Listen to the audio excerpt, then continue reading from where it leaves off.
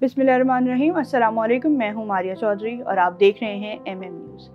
नाज़रीन, आजकल digital loan का एक ट्रेंड चल पड़ा है और ये डिजिटल लोन आपको बहुत ही आसान शराइत पर मिल जाता है।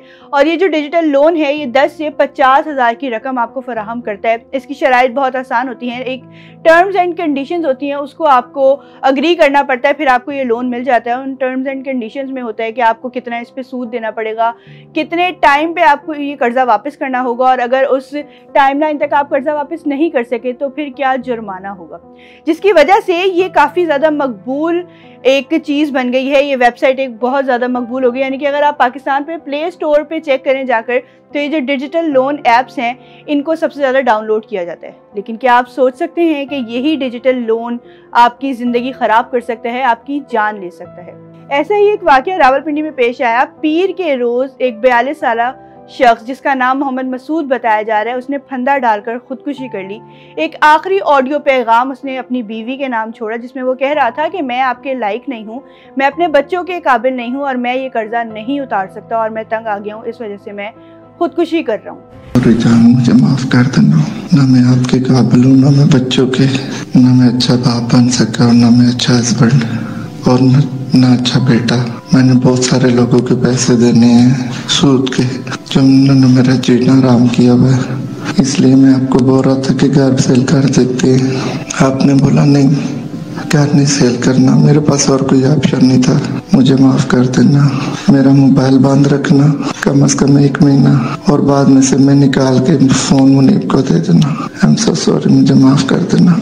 इसके बाद मोहम्मद मसूद की बीवी ने एक वीडियो पैगाम जारी किया जिसमें सारी डिटेल्स बताई कि किस तरह मोहम्मद मसूद इस कर्जे के दलदल में फंसते चले गए। तो उनका कहना था कि 6 माह से मोहम्मद मसूद जॉबलेस थे, अनएम्प्लॉयड थे, जिसकी वजह से घर का खर्चा चलाने के लिए उनको एक डिजिटल ऐप से कर्जा लेना पड़ा। वो कर्जे की रकम 13,000 रुपये थी और 1 हफ्ता गुजरने के बाद ही उस कंपनी के नुमाइंदे ने कॉल्स करना शुरू कर दी कि कर्जा कब वापस किया जाएगा। और वो कर्जा बढ़ते बढ़ते बढ़ते 50,000 की रकम तक पहुंच गया और मोहम्मद मसूद को हिरासानी का सामना करना पड़ रहा था, क्योंकि वो जो कंपनी के नुमाइंदे थे वो उनको बाकायदा ब्लैकमेल भी करते थे।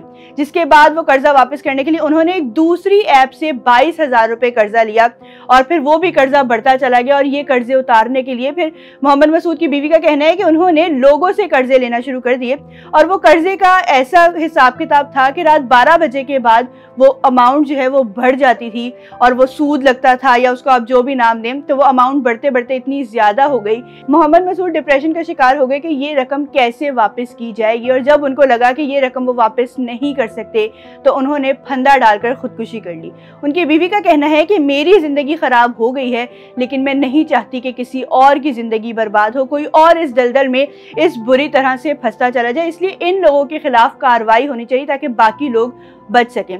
नाज़रीन, इस वाक़ये की FIR थाना रेसकोर्स में मोहम्मद मसूद के भाई की मुद्दत में काटी गई है और उनके भाई का भी यही कहना है कि मैं अपने भाई की फैमिली को इंसाफ दिलाना चाहता हूं। मैं चाहता हूं कि ये सारा मामला जो है इसकी तहकीकात करके जो मुल्जिमान हैं उनको सज़ा दी जाए, क्योंकि इस तरह किसी को हरासा करना काबिल कबूल नहीं है। उस कंपनी के एक नुमाइंदे की ऑडियो लीक हुई जिसमें वो बात की जा रही है कि रकम 13,000 की है और अगर हम आपके घर वालों को कॉल्स करेंगे तो वो बात बिल्कुल भी अच्छी नहीं होगी और आप कर्जा वापस करें। और जब उनसे पूछा गया कि अगर कर्जा वापस नहीं किया जाता तो फिर आप क्या करेंगे, तो जिस पर वो नुमाइंदा हिरासा करने की कोशिश करता है और ये कहता है कि हमारे पास आपके सारे कॉन्टैक्ट्स हैं, हम उन सबको कॉल्स करेंगे और हमारी रसाई आपकी फ़ोन गैलरी तक भी है, यानी कि हम आपकी तस्वीरों और वीडियो तक, पर्सनल डेटा तक भी रसाई रखते हैं और अगर आपने कर्जा वापस ना किया तो नताइज के जिम्मेदार आप खुद होंगे।